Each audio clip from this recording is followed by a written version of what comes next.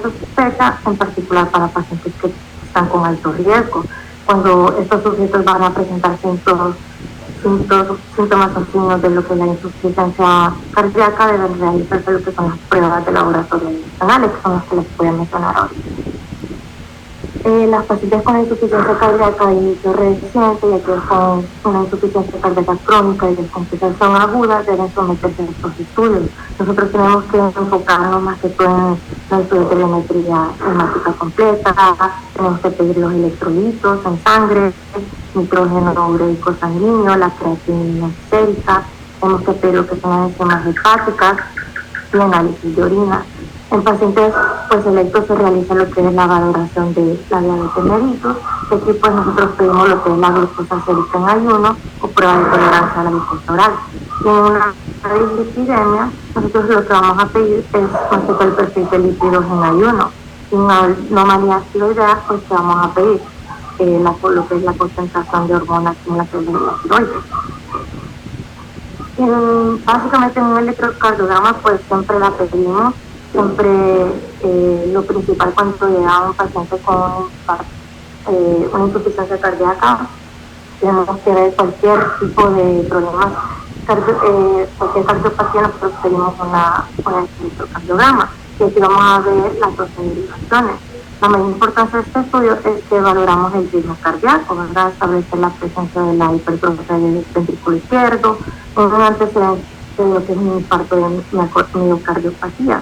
Aquí vamos a ver la presencia o la ausencia de lo que son las ondas Q, así como medir la duración del complejo QRS para establecer si el paciente podría beneficiar. Veo que hay compañeros de la UNA que quieren entrar, no sé si quieren estar anfitrión para que lo acepte.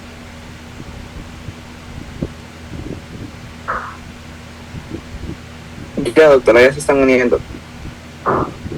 Listo. Okay.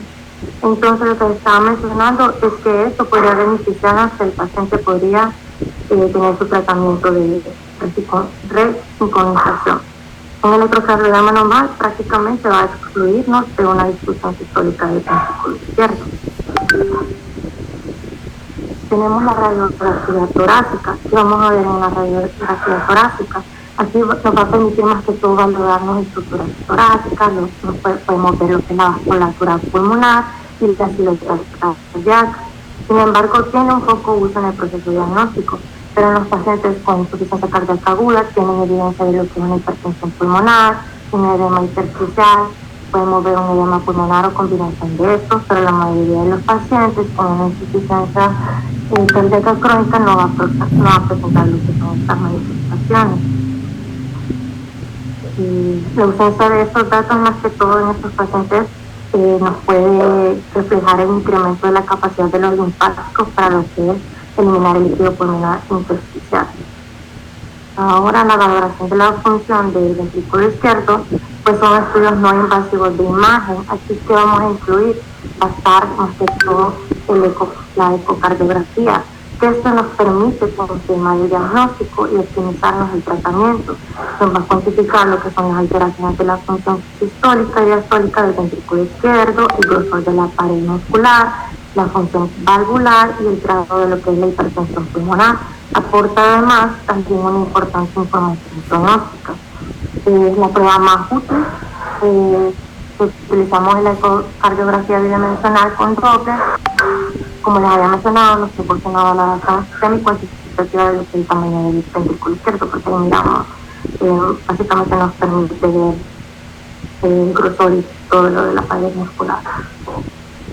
Los biomarcadores, este es muy importante porque aquí vamos a mencionar sobre lo que es el péptido natriúrgico tipo B. Más que todo el péptido natriúrgico tipo B son hormonas neuroendocrinas liberadas por el miocardio en respuesta a lo que es la sobrecarga de presión, de volumen o daño miocárdico, siendo los tres tipos más estudiados de lo que es el péptido natriúrgico atrial, que se va a estar más que todo originado de lo que son las aurículas, generalmente ante estímulos de disfunción auricular. El péptido natriúrgico de tipo B es el que está más que todo originado en los ventrículos en respuesta a lo que es la sobrecarga de presión o volumen ventricular. Y el de tipo C, pues se lo vamos a encontrar más que todo en el endotelio vascular en respuesta al cizallamiento, de los cuales el tipo B y su precursor son los que nos van a dar mayor relevancia para lo que es la práctica clínica.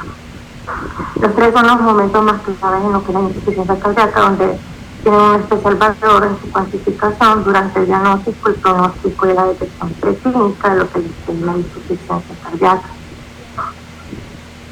El diagnóstico diferencial tenemos que puede incluir trastornos con congestión circulatoria por retención anormal de lo que es la sal y agua, pero en los cuales no hay alteración de la estructura o función cardíaca. Por ejemplo, tenemos la insuficiencia renal, tenemos las causas no cardíacas de edema pulmonar, estas pueden, por ejemplo, tenemos el síndrome de insuficiencia respiratoria aguda. En la mayoría de los pacientes con síntomas clásicos de lo que es la insuficiencia cardíaca, el diagnóstico pues va a ser más que todo sencillo.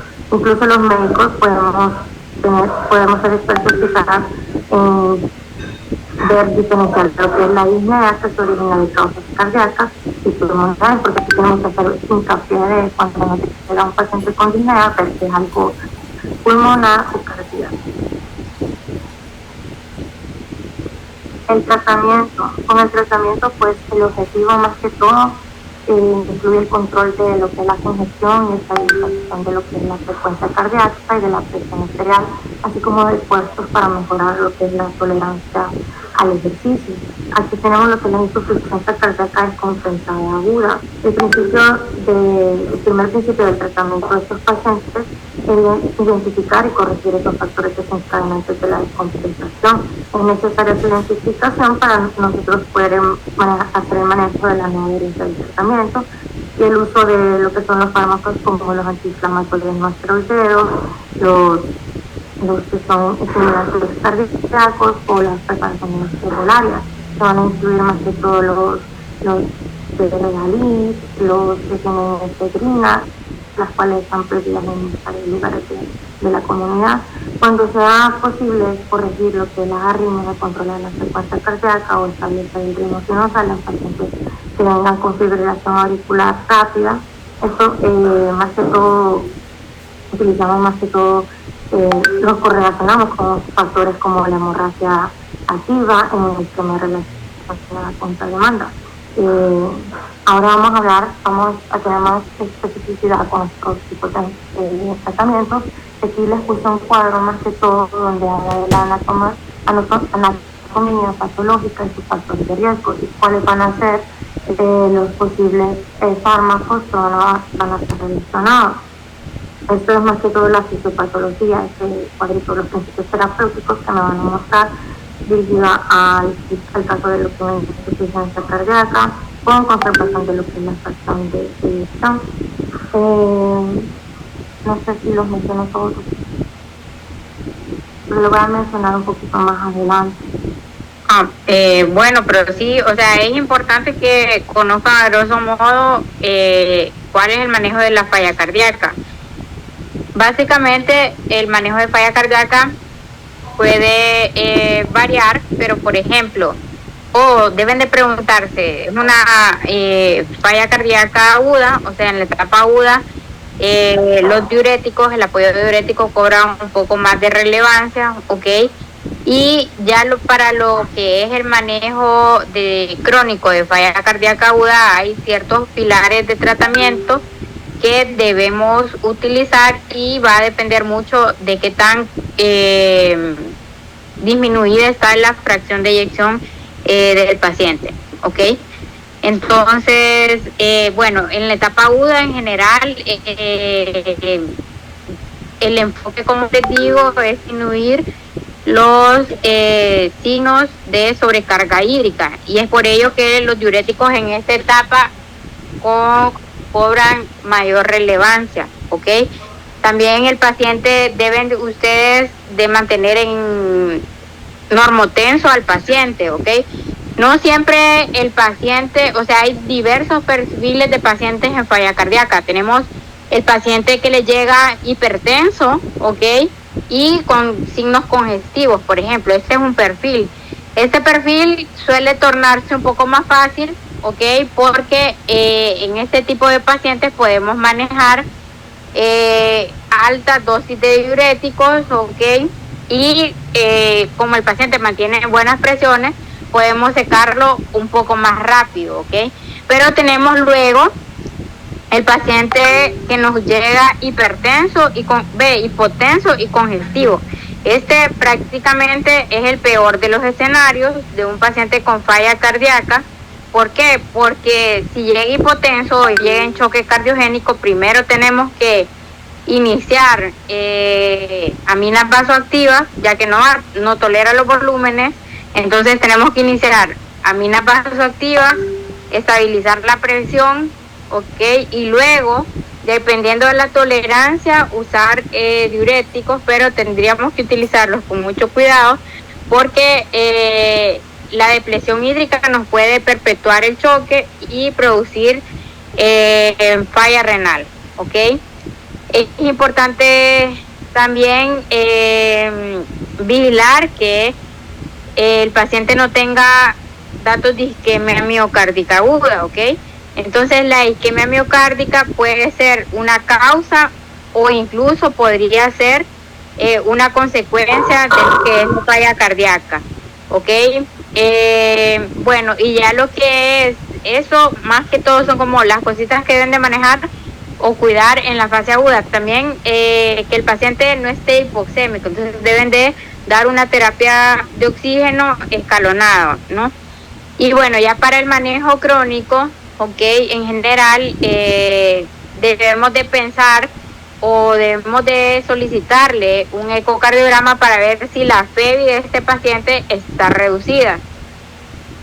Y luego ya en pacientes con falla cardíaca reducida, entonces deben de tener 4 pilares básicos del tratamiento que nos van a ayudar a mejorar las tasas de hospitalización, ¿ok?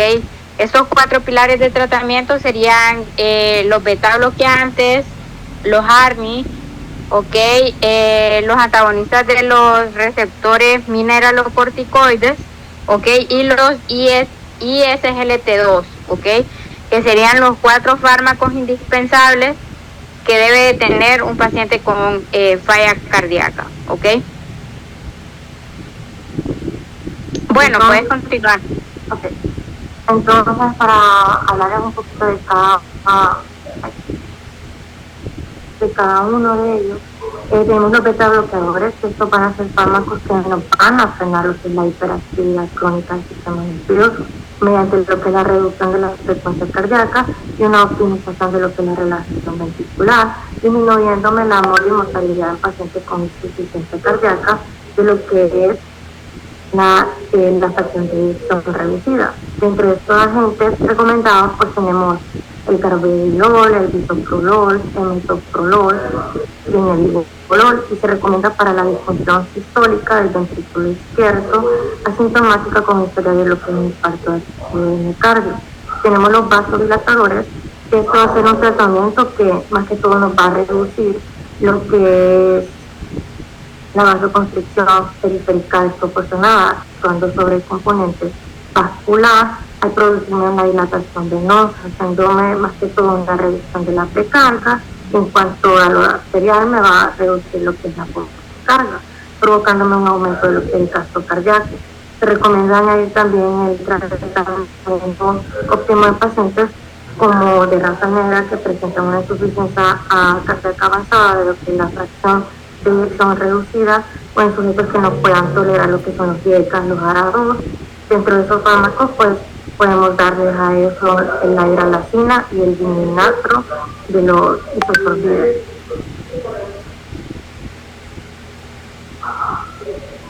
Y aquí pues les tengo un cuadrito más que todo donde habla sobre los fenotipos. Aquí está la descompensación aguda típica, donde aquí por lo general, como les había mencionado, de cada mecanismo de cada medicamento, por lo general sin sobrecarga de volumen vamos a utilizar los vasodilatadores, y por general con sobrecarga de volumen vamos a utilizar lo que son los diuréticos. Pacientes con insuficiencia renal, con biomarcadores de lesión como síndrome coronario agudo, arritmias, hipoxia, embolia pulmonar e infección. En una descompensación aguda como el edema pulmonar, vamos a utilizar los vasodilatadores, los opioides y los diuréticos. Más que todo, en la congestión pulmonar grave con hipoxia tenemos la arritmia de inicio reciente, valvulopatías cardíacas, cardiopatía inflamatoria, lesión del sistema nervioso central, intoxicación por fármacos. En una descompensación aguda de bajo gasto, pues tenemos una hiperperfusión con difusión de órganos terminales. Aquí vamos a utilizar los vasodilatadores, el tratamiento con neurotrópicos, utilización arterial baja, o sea, resistencia al tratamiento con diuréticos, como lo que ha mencionado la doctora, con una baja presión del pulso, extremidades frías, síndrome cardiorrenal, congestión hepática. Tenemos aquí mencionando los inhibidores de lo que es la enzima convertidora de angiotensina. Estos fármacos que van a hacer, me van a reducir los mecanismos de hipertrofia y cirrosis cardíaca. Se recomienda su uso en caso de que haya una disfunción histórica del ventrículo izquierdo, asintomático con o sin historia de lo que es infarto del miocardio, para prevenir o retrasar lo que es la aparición de la insuficiencia cardíaca y prolongar la vida del paciente, así como en pacientes sintomáticos con insuficiencia cardíaca con lo que es la fracción de eyección reducida, siempre que no haya lo que son las contraindicaciones o intolerancia al tratamiento. Dentro de estos fármacos podemos utilizar el anafil y el captopril. El tratamiento de dolor como y son esenciales cuando hay afectación de la absorción de fármacos por vía oral, cuando se necesitan dosis elevadas de diuréticos o cuando el efecto es óptimo, podría ser necesaria la de goteo continuo para reducir los efectos tóxicos y conservación de las concentraciones séricas estables de este fármaco. También tenemos los digitalicos. En los digitalicos pues vamos a utilizar a hacer más que todo la vigocina. La vigocina es el principal fármaco de este grupo y mejora más que todo la sintomatología y constante de la cardíaca, ya que tiene la capacidad de aumentarme la fracción de eyección del ventrículo izquierdo, disminuirme la frecuencia cardíaca y el flujo sanguíneo, provocándome más que todo un descenso de las resistencias vasculares y la vasodilatación. Se recomienda más que todo en casos de insuficiencia cardíaca con lo que es la eyección de fracción reducida con ritmo sinusal sintomático, y en caso de una insuficiencia cardíaca con la fracción eyectiva reducida y fibrilación auricular de respuesta ventricular rápida, sin otras opciones que sean los terapéuticos. Y como les había mencionado anteriormente, los diuréticos es más que todo inducir, ¿qué vamos a hacer ahí? Inducir la diuresis y la natriuresis. Se utilizan más que todo para mantener ese volumen sanguíneo adecuado. Y es más que todo, ¿qué fármaco diurético el que vamos a utilizar? Pues el furosemida, que me va a disminuir los signos y síntomas de lo que es la congestión vascular. Y aquí les puse más que todo un cuadro donde habla sobre el tratamiento intravenoso de insuficiencia cardíaca aguda descompensada. Tenemos los tratamientos neurotrópicos, la duotamina, que tenemos en el hospital. Tenemos los vasodilatadores como el nitroglicato, la nitroglicerina, y aquí va más que todo lo que es la dosífica que vamos a utilizar. Y aquí pues los diuréticos que tenemos el furosemida, no sé si tenemos el bumetanida también, doctora. Sí, bumetamida está con el nombre comercial de Mixil, y torasemida está la de marca Denk también, pero sí están disponibles. Y la bumetanida también está disponible en vía intravenosa y es un diurético que es 20 veces más potente que la furosemida.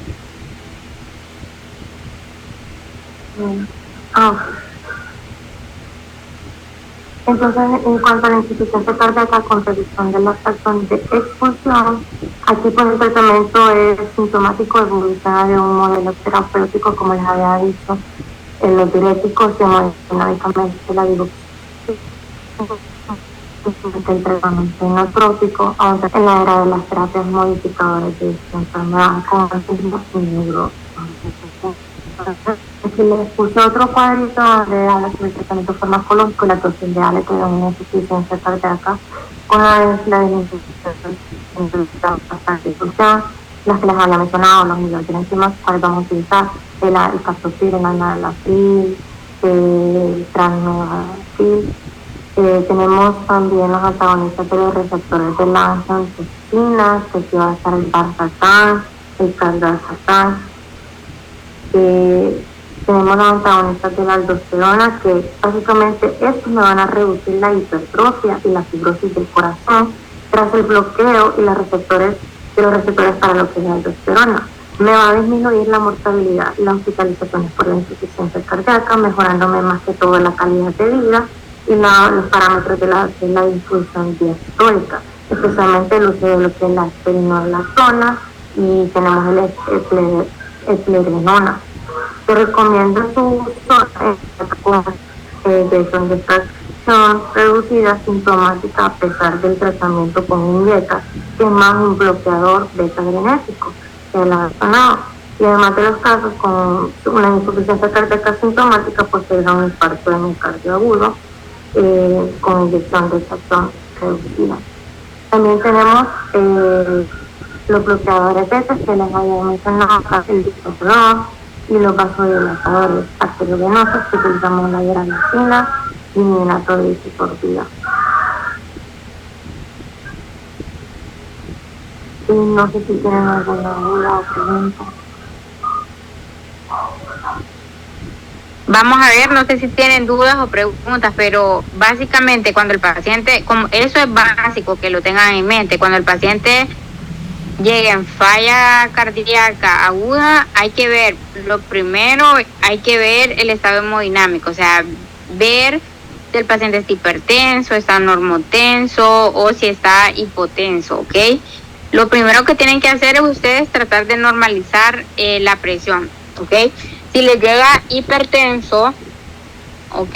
Si le llega hipertenso en el tema agudo de pulmón, entonces ustedes tienen que usar diuréticos y deben de utilizar un fármaco para el manejo, o sea, para disminuir las cifras tensionales, como ser la nitroglicerina, ¿ok?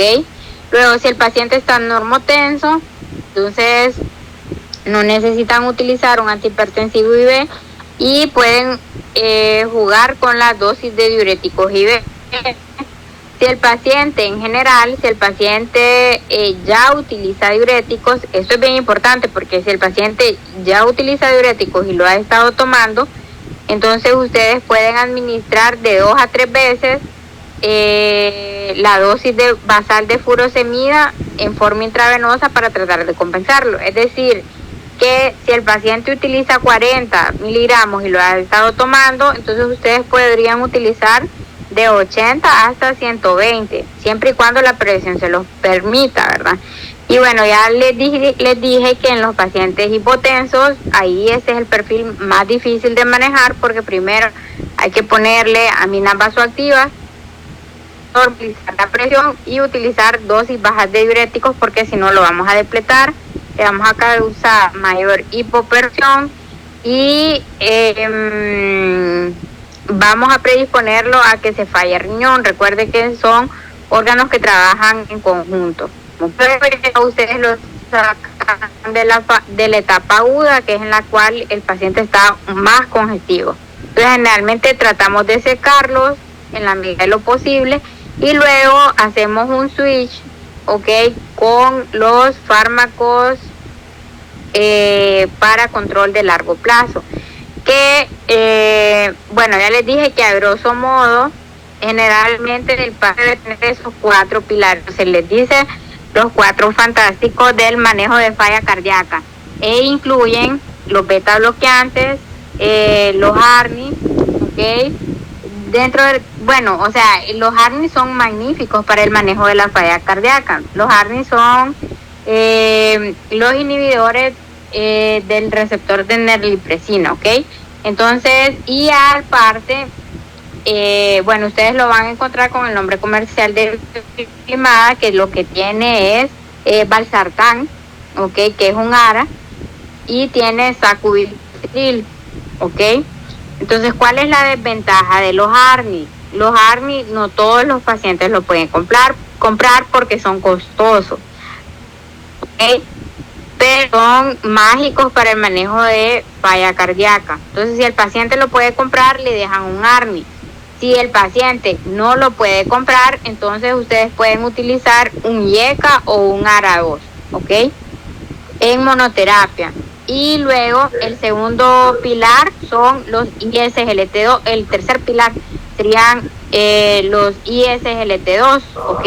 Los ISGLT2 son fármacos que inicialmente se utilizaban para manejar diabetes, ¿ok? Pero luego se corrieron estudios que evidenciaron que retrasan la progresión de la enfermedad renal crónica, tanto en pacientes diabéticos como no diabéticos, y también reducen las tasas de hospitalización en pacientes con falla cardíaca. No eran cosas que se estaban buscando, pero se descubrieron que tenían beneficios significativos a este nivel. Entonces ahora los podemos utilizar en pacientes tanto diabéticos como no diabéticos para el manejo de falla cardíaca, ¿ok? Y luego el otro pilar de tratamiento son los antagonistas de los receptores mineralocorticoides, como ser el aldactone, espironolactona, o también pueden utilizar la plerenona, ¿ok? Entonces, bueno, esos son los fármacos que se utilizan para el manejo de falla cardíaca a largo plazo. Entonces, si ustedes quieren tener un paciente compensado, pregúntense si tiene o no estos 4 pilares del tratamiento. En general, el pronóstico de los pacientes que no pueden optar a estas terapias, ok, entonces es malo. Generalmente el paciente, una vez que se diagnostica con falla cardíaca, termina ingresando en el próximo año y medio siguiente, y finalmente termina falleciendo por falla cardíaca, ¿ok? Este es un tema que deben de manejar porque ya se han de verdad dado cuenta que se ve muy seguido en los servicios de urgencia, ¿ok? No sé si tienen dudas o preguntas hasta acá. Ajá.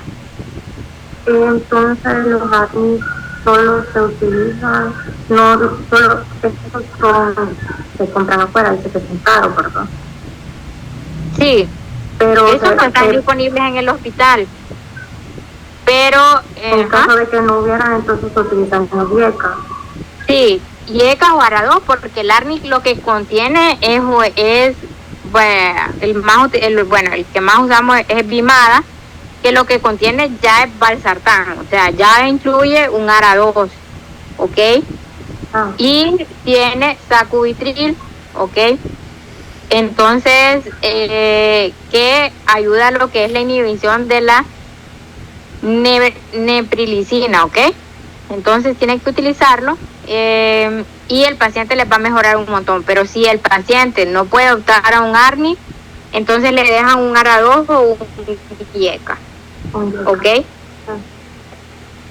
Ok, hay contraindicaciones también, ok, no todo es como una recetita de cocina. Hay casos en los cuales ustedes no pueden utilizar, por ejemplo, un ARNI, en aquel paciente que tiene falla renal aguda, ok, ni en aquel que tiene tasa de filtrado por debajo de 30, ni aquel paciente que cursa con hipercalemia, ok. Esas serían contraindicaciones para el uso de un ARNI.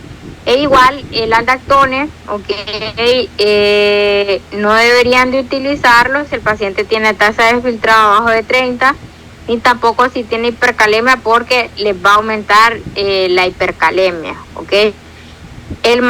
Otra cosita que se me pasaba por alto es que el diagnóstico de falla cardíaca es clínico, es clínico, Y bueno, ustedes se apoyan en ciertos estudios para confirmar el diagnóstico, pero por ejemplo, en teoría deberíamos de utilizar el ProBNP solo cuando tenemos muchas dudas de que eso no es falla cardíaca, pero lo del diagnóstico de falla cardíaca es clínico, ¿ok? No sé si tienen algo, los ISLT2 tampoco los deberían de utilizar con tasas de filtrado abajo de 25, ¿ok?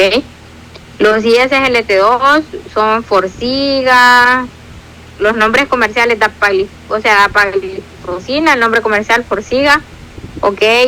También se utiliza la empaglifosina, que el nombre comercial ahora existen varios, que es Jardiance, Empiria. Bueno, creo que solo esos dos hay de momento. Ok, entonces si ustedes ven un paciente que anda con esos medicamentos y que no es diabético, entonces ustedes imagínense que ya se lo indicaron, ya sea porque tiene falla renal o porque tiene falla cardíaca. Ok. Bueno, no sé si tienen alguna otra duda o pregunta. No, todo claro. Ok. Bueno, entonces les voy a enviar el link para que se conecten para que discutamos enfermedad tromboembólica, ¿ok?